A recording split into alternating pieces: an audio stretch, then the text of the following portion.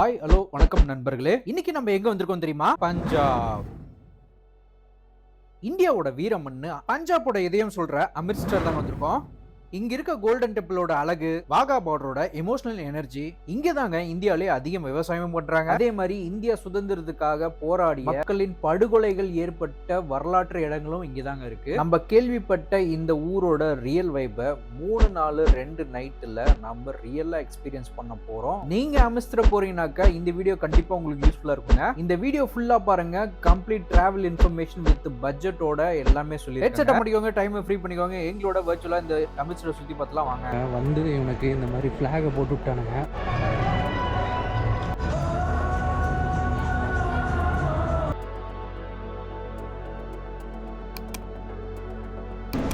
எப்படி இருக்கு? இதுதான் தங்க போகிறோம்.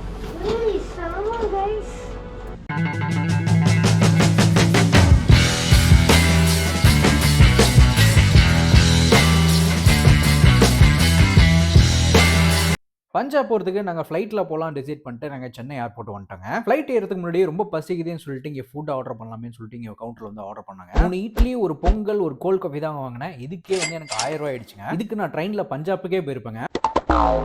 ஆனால் கண்டிப்பாக டேஸ்ட் வந்து உண்மையிலே நல்லா இருந்துச்சுங்க. ஃபுட்டு குவாலிட்டியுமே சூப்பராக இருந்துச்சு. இப்போ ஃப்ளைட்டும் ஆன் டைமுக்கு வந்துருச்சுங்க. வந்த உடனே நாங்களும் ஃப்ளைட்டில் ஏறிட்டோம். ஃப்ளைட்டும் ஆன் டைமில் டேக் ஆஃப் பண்ணிட்டாங்க.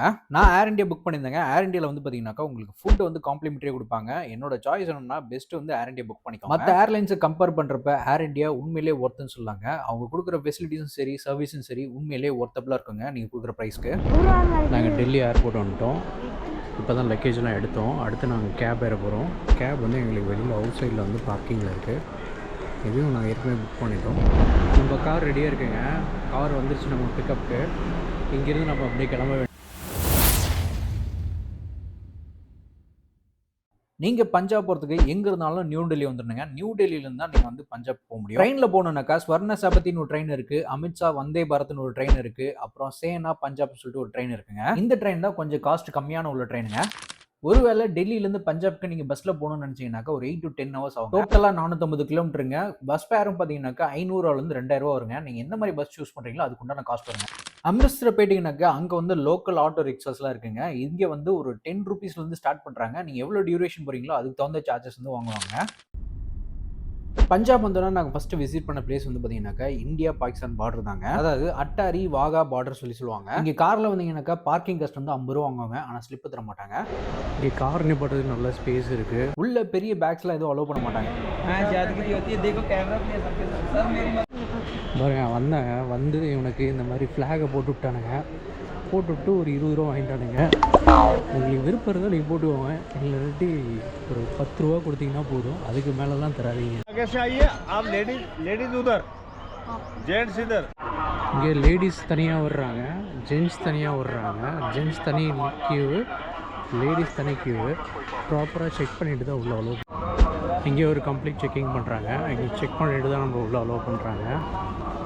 ஆப்போசிட்லேயே பார்த்தீங்கன்னாக்கா உள்ள ஒரு 10 minutes நடந்து போகிற மாதிரி தாங்க இருக்குது. இதே சீனியர் சிட்டிசன் தாங்க பேட்டரி கார்லாம் கூட்டிகிட்டு போகிறாங்க. இங்கே தாங்க எக்ஸாக்டான பார்டரு. இங்கே தான் நம்ம போயிட்டு இந்த பில்டிங்கில் மேலே தான் உட்காந்து நம்ம அந்த செர்மனி வந்து பார்க்க போகிறோம்.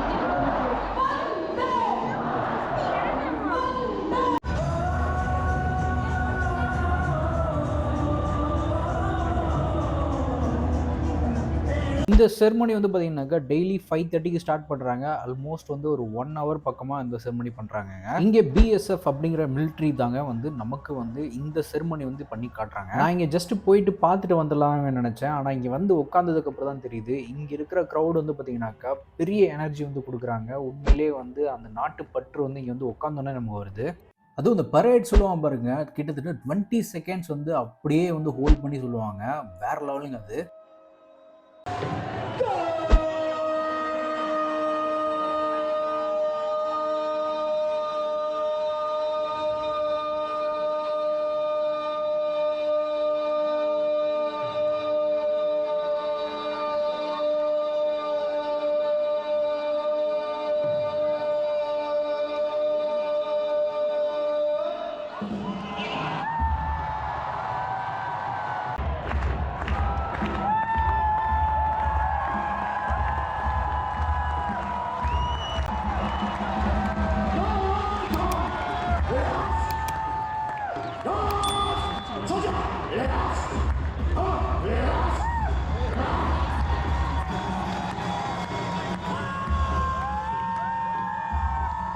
இது பார்க்குறதுக்கே ரொம்ப சுவாரஸ்யமாகவும் இருக்குங்க. அது இல்லாமல் இந்த க்ரௌடில் நீங்கள் உட்காந்து பார்க்கும்போது வேறு லெவல் வைப். மெயினாக ஆப்போசிட்டில் பாகிஸ்தானில் வந்து க்ரௌட் வந்து பார்த்திங்கன்னா ரொம்ப கம்மியாக இருந்துச்சு. இந்தியாவில் க்ரௌட் ரொம்ப அதிகமாக இருந்துச்சு. நமக்கு ஹாலிடே வேறு அன்றைக்கி, அதனால் க்ரௌட் ரொம்ப அதிகமாக இருந்துச்சு.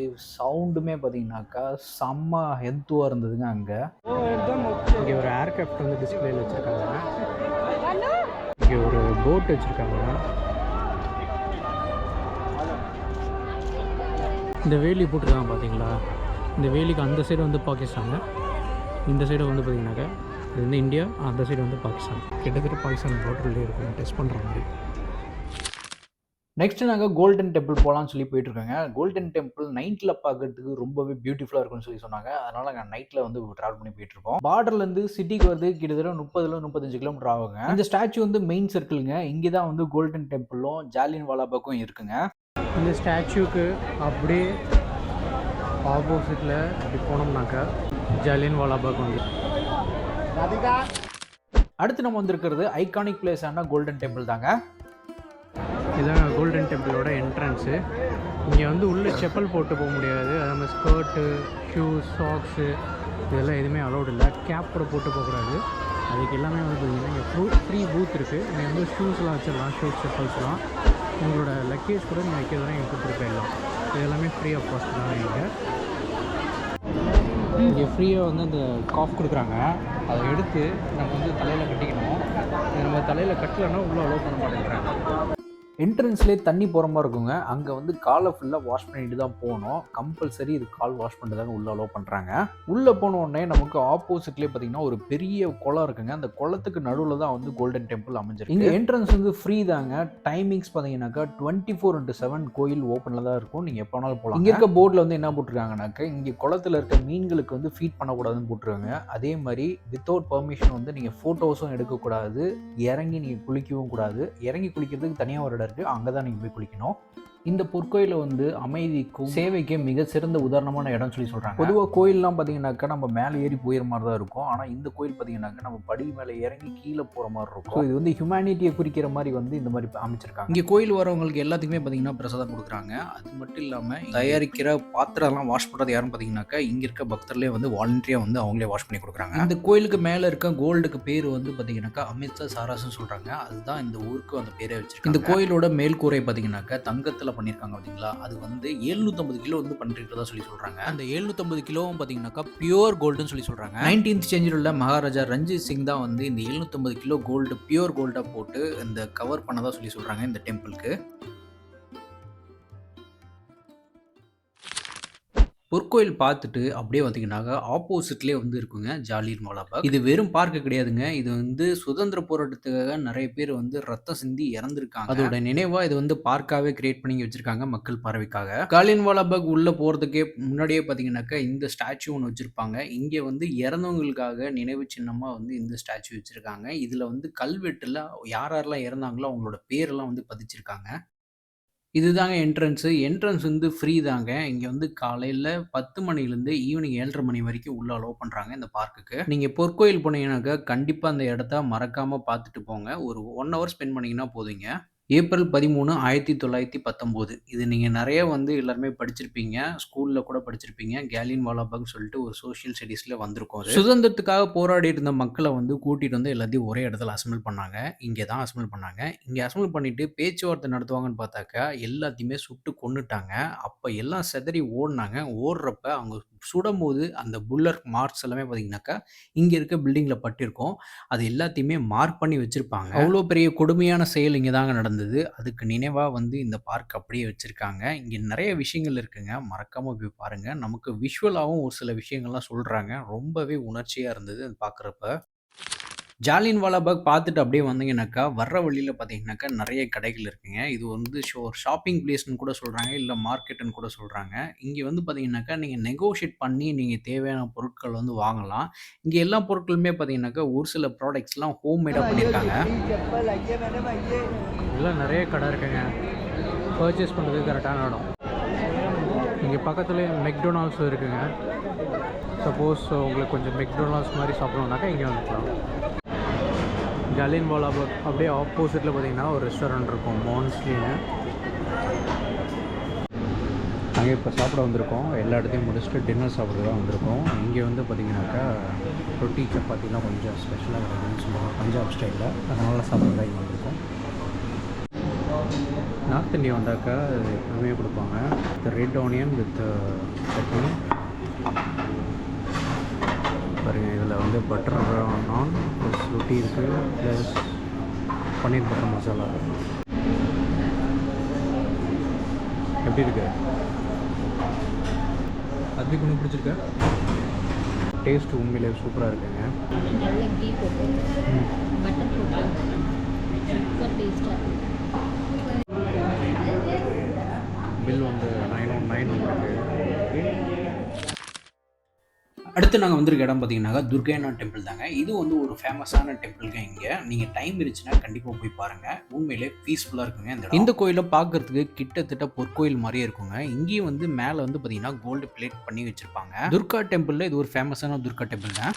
அடுத்து நம்ம வந்திருக்க இடம் பார்த்தீங்கன்னாக்கா பார்ட்டிஷன் மியூசியம். இந்த அருங்காட்சியம் தான் வந்து பார்த்தீங்கன்னா 1947 இந்தியா பாகிஸ்தான் பிரிவுக்காக உருவாக்கப்பட்ட முதல் மியூசியம்ங்க. இங்கே வந்தீங்கன்னாக்கா அந்த காலத்தில் மக்கள் யூஸ் பண்ண துணிமணிகள், பாத்திரங்கள், அவங்க எழுதின கடிதங்கள் அப்படின்னு சொல்லிட்டு நிறைய உருக்கமான விஷயங்கள்லாம் வந்து இங்கே இருக்குங்க. பிரிவினை நேரத்தில் அவங்க பட்ட கஷ்டங்கள்லாம் நம்ம கண் முன்னாடியே வந்து காட்டுவாங்க இந்த மியூசியம் மூலமா. சுதந்திரங்கிறது நமக்கு தெரிஞ்ச ஒரு கொண்டாட்டம் மட்டும்தாங்க. ஆனால் அதுக்கு பின்னாடி லட்சக்கணக்கான மக்களோட பிரிவு இருக்கு, கண்ணீர் இருக்கு, அதில் உருக்கமான கதை நிறைய இருக்குங்க. அது நம்ம இங்கே வந்தாக்கா நமக்கு புரியுங்க. அடுத்த முக்கியமான இடம் பார்த்தீங்கன்னாக்கா கோபிந்தகர் ஃபோர்ட் தாங்க.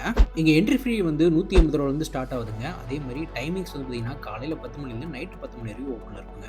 இந்த கோட்டை கட்டினது பார்த்தீங்கன்னாக்கா மகாராஜா ரஞ்சித் சிங் தாங்க. இது கிட்டத்தட்ட 250 வருஷம் பழமையான கோட்டைங்க. இப்போ இந்த கோட்டை வரலாற்று சின்னமாக மட்டும் இல்லைங்க, இப்போ வந்து ஒரு பெரிய கல்ச்சரல் ஹப்பாகவே இதை மாற்றிட்டாங்க. இங்கே நைட்டு 70 ஷோ இருக்குது பாருங்க, அது உண்மையிலேயே சூப்பராக இருக்குங்க. நைட் போங்க, மறக்காமல் மிஸ் பண்ணாமல் பாருங்கள் அந்த லைட் ஷோவை. உண்மையிலே இந்த கோட்டை வந்து நாங்கள் போனது கொடுத்த காசுக்கு ஒருத்தனே சொல்லாங்க. நாங்கள் ஸ்டே பண்ணுறதுக்கு லக்ஸி ஸ்டேஸ் அப்படின்னு சொல்லிட்டு ஒரு ஹோட்டல் வந்து புக் பண்ணியிருந்தாங்க. அந்த ஹோட்டல் வந்து உண்மையிலே நல்லா தான் இருந்துச்சு எங்களுக்கு ஸ்டே பண்ணுறதுக்கு. இன்றைக்கி நைட்டு நாங்கள் இங்கே தாங்க தங்க போகிறோம். இதுதான் நம்ம ரூம். ஒரு சின்ன ரூமு. இதிலே வந்து ஒரு கிங் சைஸ் பெட்டு கொடுத்துருக்காங்க. இது கூடவே வந்து எங்களுக்கு ஒரு பால்கனியோட ப்ளஸ் ஒரு சேர் அண்ட் டிவி கொடுத்துருக்காங்க. ஒரு டிவி இருக்குங்க, அவ்வளோதான். ஸ்டே ஓகேங்க. ஆனால் இங்கே பிரேக்ஃபாஸ்ட் வந்து பார்த்திங்கனாக்கா காலையில் 8:30 மணிக்கு தான் கொடுப்பேன்னு சொல்லி சொன்னாங்க. அதுதான் கொஞ்சம் எனக்கு டிசப்பாயின்மெண்ட்டாக இருந்துச்சு. பஞ்சாப் போனால் என்னென்ன ரெஸ்டாரண்ட்லாம் போகணும், என்னென்ன ஃபுட்லாம் ட்ரை பண்ண சொல்கிறேன், நோட் பண்ணி வச்சுக்கோங்க. ஃபஸ்ட்டு கேசர்தா தாபாங்க. இங்கே வந்து தால் மக்னியும் லச்சா பரோட்டாவும் வந்து ரொம்பவே ஃபேமஸுங்க. ட்ரை பண்ணி பாருங்கள். இங்கே நம்ம சாப்பிட்றதுக்கு ஒரு ஆளுக்கு 300 500 ஆகுங்க. ஃபைனலாக அங்கே ஸ்வீட் லெஸ்ஸி இருக்கும், அதுவுமே ட்ரை பண்ணி பாருங்கள். அதுவுமே வேறு லெவலில் இருக்கும். நெக்ஸ்ட் பீர் சிக்கன் ஹவுஸ் தாங்க. இங்கே வந்து இவங்க ரோஸ்டட் சிக்கன் வைப்பாங்க. அது உண்மையிலேயே டேஸ்ட் வந்து வேறு லெவலில் இருக்குங்க. இங்கே ரொம்பவே ஃபேமஸ்ன்னு சொல்லுவாங்க. போனீங்கன்னா கண்டிப்பாக மறக்காம ட்ரை பண்ணுங்க. இங்கே ஹவுஜா லெசி வந்து ரொம்பவே ஃபேமஸுங்க. அதுலேயும் இந்த சாஃப்ரான் லெசி வந்து இன்னுமே வேறு லெவலில் இருக்கும். போனீங்கன்னா கண்டிப்பாக ட்ரை பண்ணி பாருங்கள். இங்கே 3 டைப் ஆஃப் லெசி வச்சுருப்பாங்க. எல்லாத்தையுமே ட்ரை பண்ணி பாருங்கள். ஒவ்வொன்றும் வேறு ரகமாக இருக்கும். இங்கே லெசியோட காஸ்ட் வந்து பார்த்தீங்கன்னாக்கா 80 ரூபாலேருந்து 120 ரூபா வரைக்கும் ஆகுங்க. இந்த ட்ரிப்புக்கு பட்ஜெட் எவ்வளோன்னு சொல்லி பார்த்துடலாங்க. நீங்கள் எல்லா ஆக்டிவிட்டீஸும் போனீங்கன்னாக்கா டோட்டலாக ஒரு ஆளுக்கு வந்து பார்த்தீங்கன்னாக்கா எப்படியும் 1400 வந்துருங்க இந்த எல்லா இடத்தையும் சுற்றி பார்க்க. இது இல்லாமல் ஃபுட்டு, லோக்கல் டிரான்ஸ்போர்ட்டேஷன், அக்காமடேஷன் சொல்லி தனியாக இருக்குதுங்க. எல்லாத்தையும் டோட்டலாக ஆட் பண்ணி பார்த்தாக்கா பட்ஜெட்டாக நீங்கள் ட்ராவல் பண்ணிங்கனாக்கா ஒரு ஆளுக்கு வந்து மேக்ஸிமம் 6000 ரூபா ஆகுங்க. நீங்கள் கம்ஃபர்டபுளாக போனீங்கன்னாக்கா டெஃபினட்டாக வந்து ஒரு 10,000 ரூபாயிலிருந்து 11,000 வந்து. சரிங்க, இந்த வீடியோவில் எல்லாத்தையும் நான் கவர் பண்ணிப்பேன் நான் நம்புறேன். ஏதாவது மிஸ் பண்ணியிருந்தாக்கா கமெண்ட் பாக்ஸில் கேளுங்க. நான் 48 ஹவர்ஸில் உங்களுக்கு ரிப்ளை பண்ணுறேன். இந்த வீடியோ உங்களுக்கு பிடிச்சிருந்தாக்கா லைக் பண்ணிவிடுங்க. உங்கள் ஃப்ரெண்ட்ஸ் அண்ட் ஃபேமிலிக்கு வந்து ஷேர் பண்ணி விட்டுருங்க. மறக்காமல் நம்ம சேனலை சப்ஸ்கிரைப் பண்ணிக்கோங்க. நம்ம நெக்ஸ்ட் வீடியோவில் பார்க்கலாம். அது வரைக்கும் தேங்க்யூ, பாய்.